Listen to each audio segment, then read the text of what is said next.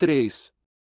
Frutas da estação, abacaxis, figos e laranjas seletas, rivalizando com as maçãs, peras e uvas de importação, ornavam principalmente a refeição meridiana que os costumes estrangeiros substituíram à nossa brasileira merenda da tarde, usada pelos bons avós.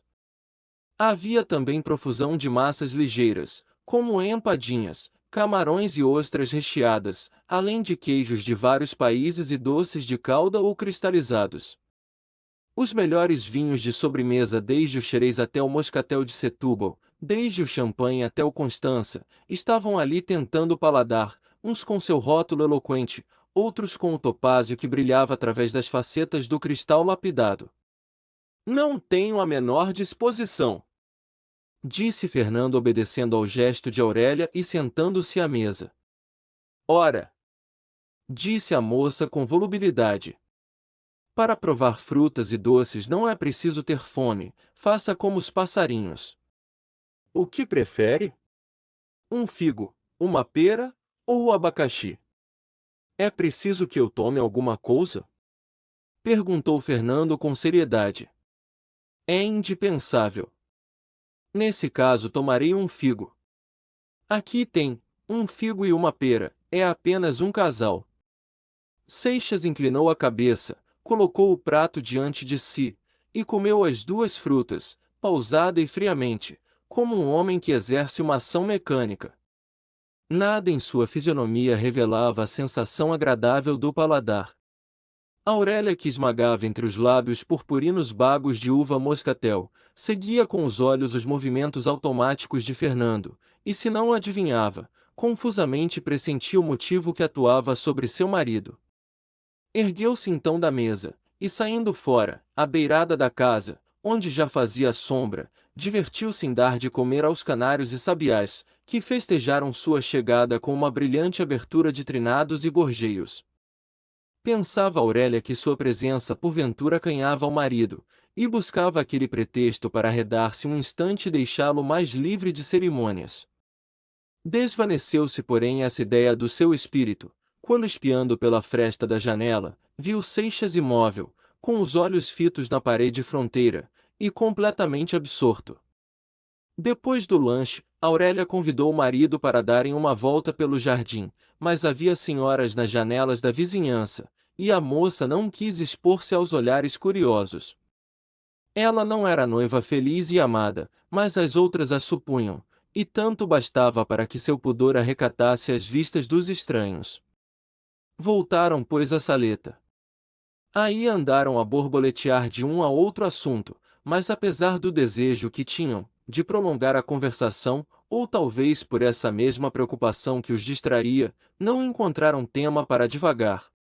Afinal recaíram nas fotografias. Desta vez foi o álbum dos conhecidos que forneceu matéria. Em um dos primeiros cartões figurava o Lemos, cuja aparição coincidiu com esta observação de Aurélia: "O álbum das pessoas de minha amizade, eu o guardo comigo." Estes são álbuns de sala, tabuletas semelhantes às que têm os fotógrafos na porta. Mas não apresentam de certo as antíteses curiosas das tabuletas. Os tais senhores parece que o fazem de propósito, não a mais perfeita democracia. Seixas, emérito conhecedor da Rua do Ouvidor, começou a especificar alguns dos contrastes de que se recordava, abstemo-nos porém de reproduzir suas observações, que ressentiam-se de singular mordacidade. Esse tom cáustico não era natural ao mancebo, cuja índole benévola e afável nunca passava de uns toques de fria ironia. Ele próprio já notara em si essa alteração de seu caráter, e achava um sainete especial em saturar-se do fel que tinha no coração. Ao cabo de algum tempo notou Fernando que Aurélia erguia frequentemente os olhos para a pêndula, e disfarçou, porque ele também interrogava a miúdo e furtivamente o mostrador, ansioso de ver escoar-se o dia. Uma vez os olhos de ambos encontrarão-se, quando buscavam a pêndula. Aurélia corou de leve. "Cuidei que fosse mais cedo", disse ela. "Como passa rapidamente o tempo!" exclamou Fernando. "Quase 3 horas. Ainda falta muito. São apenas 2:15." Ah, é verdade. Talvez esteja atrasado, observou Aurélia. Consulte seu relógio. Havia uma diferença de minuto e meio entre o relógio de Seixas e a pêndula da sala. Foi o pretexto para consumir o resto do tempo. Aurélia quis acertar a pêndula, aproveitou a ocasião para dar-lhe corda, depois do que veio uma discussão cerca da conveniência de mudá-la para outro consolo. Já 3 horas! Exclamou afinal a moça. É tempo de vestir-nos para o jantar. Até logo! Aurélia fez um gracioso aceno de fronte ao marido e desapareceu pela porta, que dava para o seu toucador. Quando ela entrou nesse aposento e fechou a porta sobre si, não teve tempo de desatacar o corpinho do vestido, meteu as mãos pelos ilhosos e magoando os dedos mimosos nos colchetes, despedaçou Aurélia para não sufocar. O coração que ela recalcara por tanto tempo sublevava-se afinal, e estalava nos soluços que lhe dilaceravam o seio. De seu lado Fernando, ao ficar só, respirava, como um homem que repousa de uma tarefa laboriosa e fatigante. Ele desejaria sair daquele teto, perder de vista a casa, e ir bem longe daí para gozar desses momentos de solidão e recuperar durante uma hora sua liberdade. Mas um passeio, e ainda mais solitário, não era conveniente no dia seguinte ao de um casamento de amor. O criado pediu licença para entrar. O senhor não precisa de mim? Não, obrigado. A que horas janta-se? Às 5, se o senhor não der outra ordem. Bem. O senhor sai a passeio depois de jantar? De carro ou a cavalo? Não. Sei que não é próprio logo nos primeiros dias do casamento, mas foram as ordens que recebi, que nada faltasse ao senhor. Quem as deu? A senhora. Este cuidado que em outra circunstância lhe causaria íntimo prazer, em sua posição humilhava-o. Sentia a influência da tutela que pesava sobre ele, e o reduzia à condição de um pupilo nupcial, se não coisa pior. Mas estava resignado às duras provações da situação, a que seu erro submetera. Ainda nessa ocasião, Seixas revelou uma nova alteração em sua índole, ou pelo menos em seus hábitos. Ele tinha essa flor da ingênua elegância, que não se alimenta da vaidade de ser admirada, mas da satisfação íntima. Vestir-se era para ele outrora um prazer, o contato de um novo traje causava-lhe uma sensação deliciosa, como a de um banho frio em hora de calma. Nesse dia, porém, quando os guarda-roupas e comodas regurgitavam, limitou-se-lhe apenas a reparar algum leve desarranjo, e dar ao trajo da manhã uma feição de novidade pela mudança de uma gravata. Quando entrou na saleta de conversa, já ali estava Defirmina, e Aurélia não se demorou. A moça trajava de verde. Ela tinha dessas audácias só permitidas às mulheres realmente belas, de afrontar a monotonia de uma cor. Seu lindo rosto, o colo harmonioso e os braços torneados, desabrochavam dessa folhagem de seda, como lírios d'água levemente rosados pelos rubores da manhã. Quando a porta abriu-se para dar-lhe passagem, Seixas cuidou que assistia à metamorfose da ninfa transformada em loto. Mas logo depois, admirando a graça que se desprendia dessa peregrina gentileza como a irradiação de um astro, pareceu-lhe antes que a flor tomava as formas da mulher e animava-se ao sopro divino. Defirmina trouxera da rua muitas novidades. Recomendações de umas amigas de Aurélia, mil inquirições de outras acerca do casamento, elogios dos noivos, e toda a outra bagagem de agradáveis banalidades, que na máxima parte compõem a vida nas grandes cidades. Com esta provisão encarregou-se ela de preencher a meia hora que faltava para o jantar.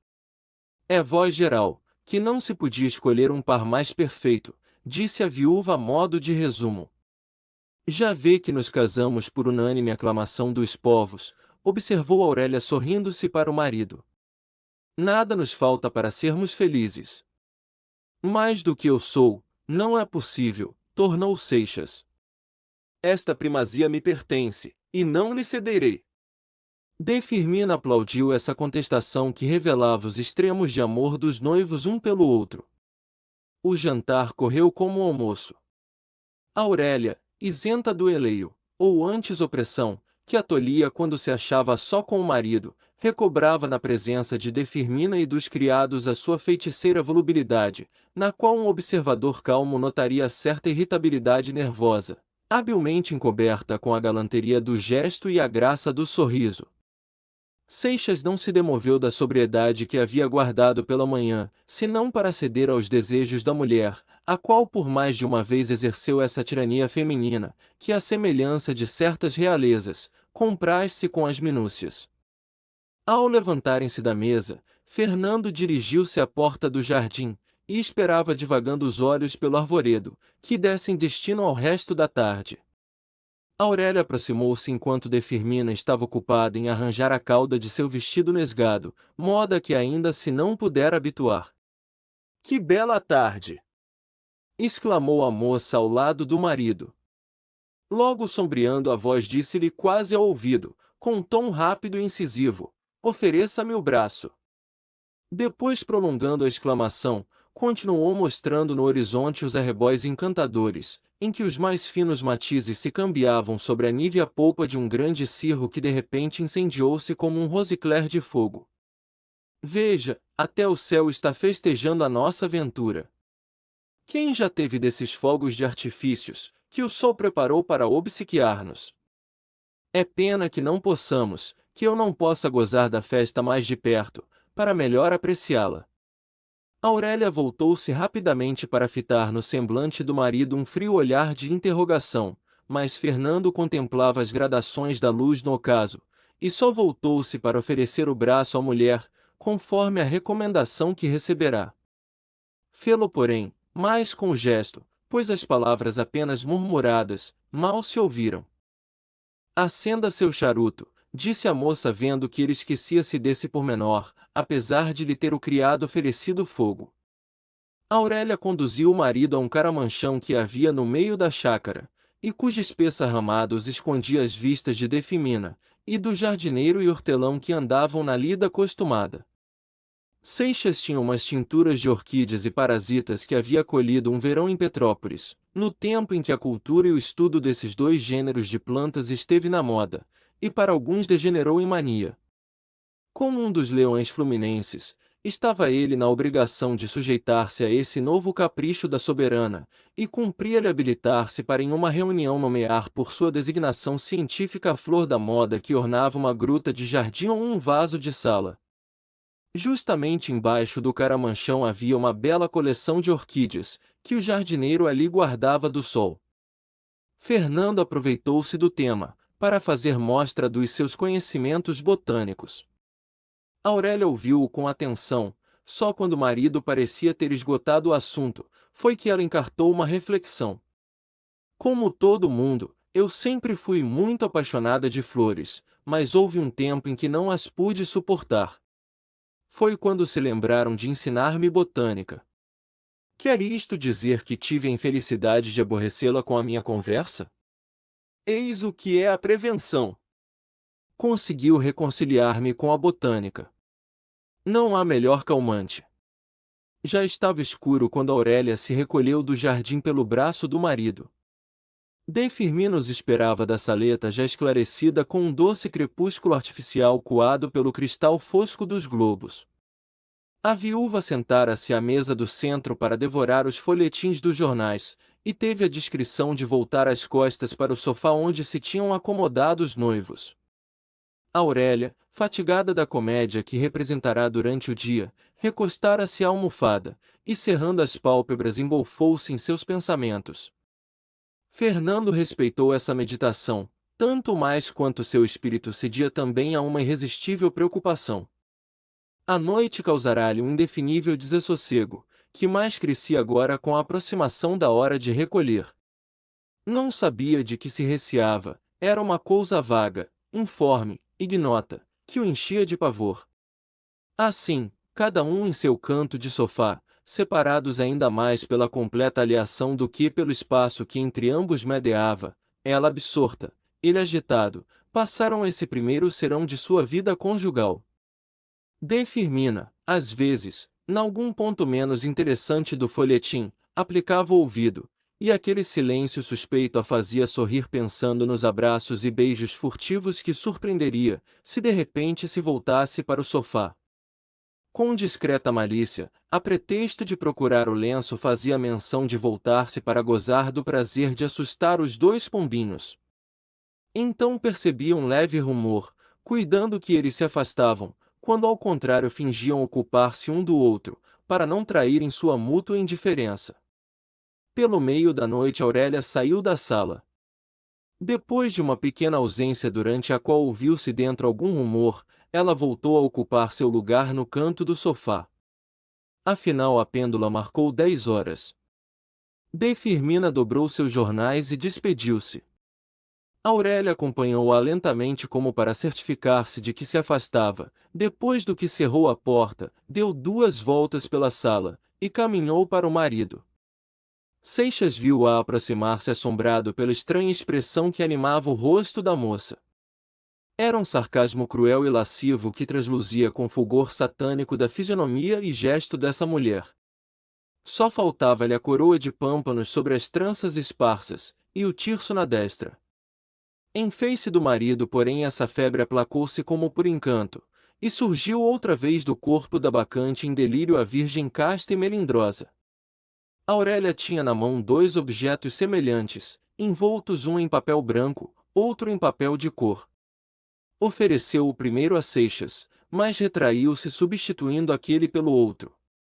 Esta é minha, disse guardando o invólucro de papel branco. Enquanto Seixas olhava o objeto que receberá, sem compreender o que isto significava, Aurélia fez-lhe com a cabeça uma saudação, boa noite. E retirou-se.